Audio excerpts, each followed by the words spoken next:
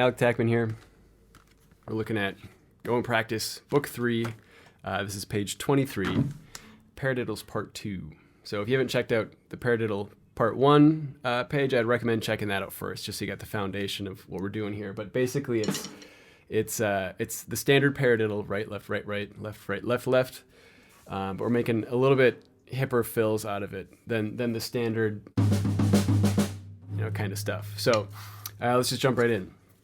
Number one, this one is not so much of a fill or a solo idea as it is a setup for a hit in a big band chart or like a swing or funk chart. So it's like there's a horn hit on the E of 2, like 1 E ended to E ended to E ended 4 E ended 1 E ended to E. Now, if you're not familiar with what that is, the horns are going to play a punch on usually like an upbeat.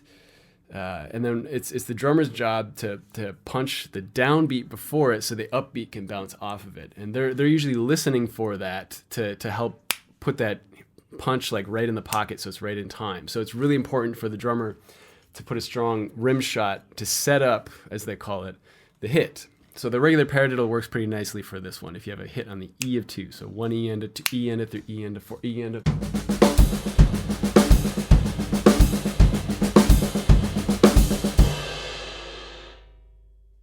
Now this one is obviously going to be 100% dependent on the musical context. It's only going to work for as many times as you have horn hits on those counts.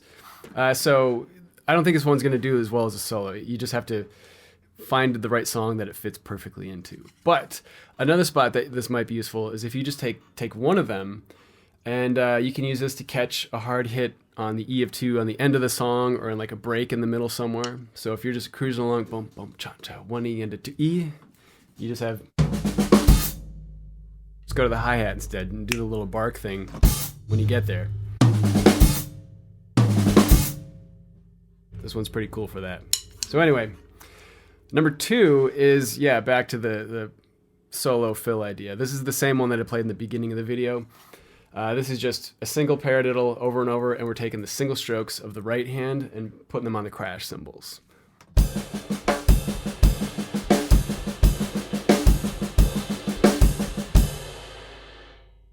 And we're kind of passing those accents back and forth between the right and the left hand. Of course, the right hand you can venture to whatever crash cymbal you want. What's cool about this one is because of the accent in the left hand, you've got a rim shot on 2 and 4, which kind of a little bit keeps the groove in the pocket going while you're playing it. Normally this kind of stuff, when you're just like spamming fills and paradiddles as quick as possible, the groove can kind of fall away. But I think it's important as much as you can when you're playing fills to keep 2 and 4 happening. You want to keep the beat and the groove going in there. So this one helps retain that a little bit. So just make sure that the rim shot is really strong there.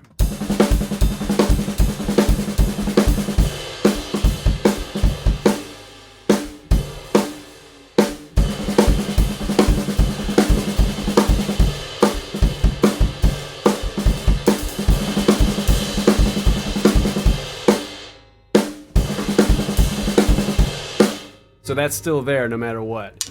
That's what I think makes that one special. Number 3 is the same fill, but we're just letting the right hand venture around a little bit. And of course you could just get creative with this stuff. We just bring the double stroke down to the floor tom.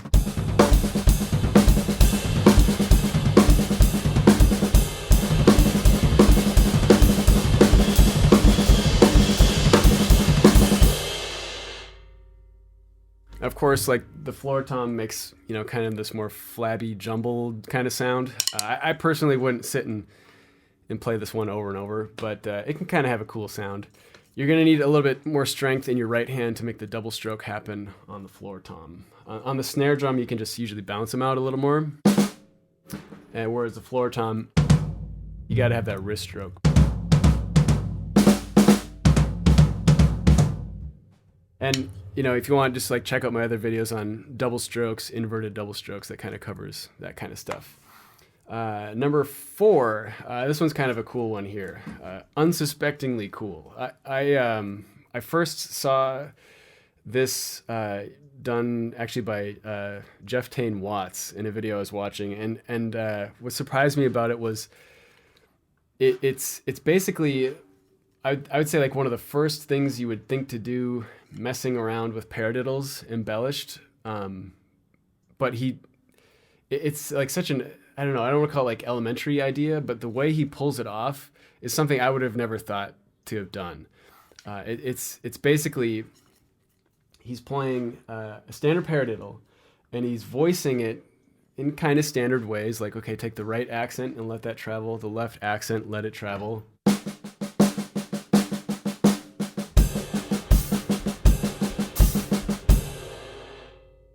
You know, stuff we've all experimented when we're trying to get comfortable with paradiddles. And then instead of make the home bass the snare drum, make it snare and floor tom. So combine those two ideas and now we have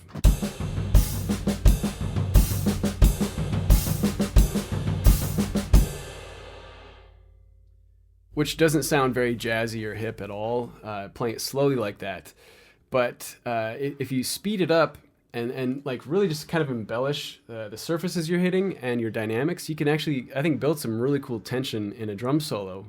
If you have like a free open solo, just kind of pull the viewer in a little bit and kind of think like, wait, what's brewing there?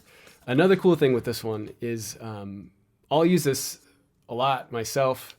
If you kind of like reach like the peak of your solo, kind of like the climax, but you want to keep it there. So instead of just playing, you know, ripping your crazy fill or whatever, and then you go on to the rest of the song, this one is so like chaotic sounding at high speeds. It just like kind of sustains that point for a while. It's kind of neat. So anyway, here's number 4, messed around. And a quick side note on this one, it tends to sound a little nicer on a jazz drum kit with high-pitched toms. If you want to do like the Jeff Tain Watts thing, this one's obviously the more, you know, rock version, but I definitely check that one out. Try, you know, cranking up your toms a little more and try it out. But here's number 4.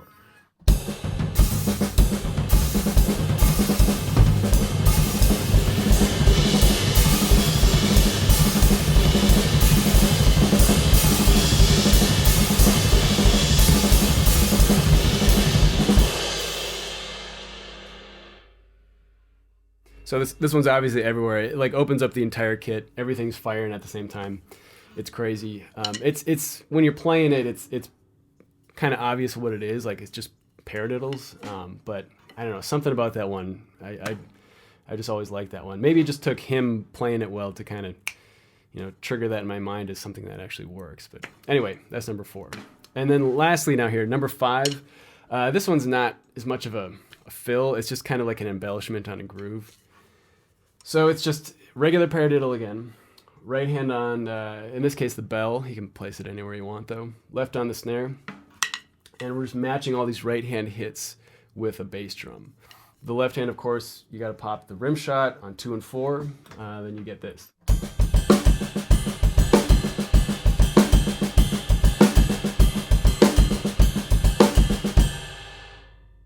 And this doesn't have to be the beat for the entire section of a song. It could be if you want something that sounds that bombastic, but it could also just be like something you do on the turnaround, the end of a phrase. So if you go like,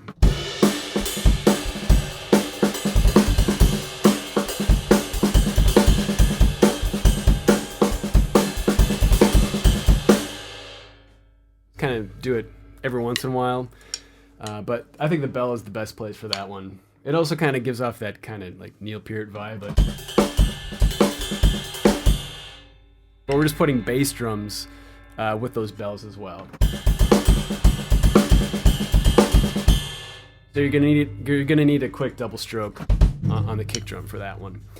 But yeah, again, you know, you can put it on the hi-hat. You can use one of the stack cymbals for that one as well. But number 5, you know, just kind of a crazy sounding groove thing. So anyway, that's page 23, Paradiddles Part 2. If you got any questions on it, just let me know. Send me a note.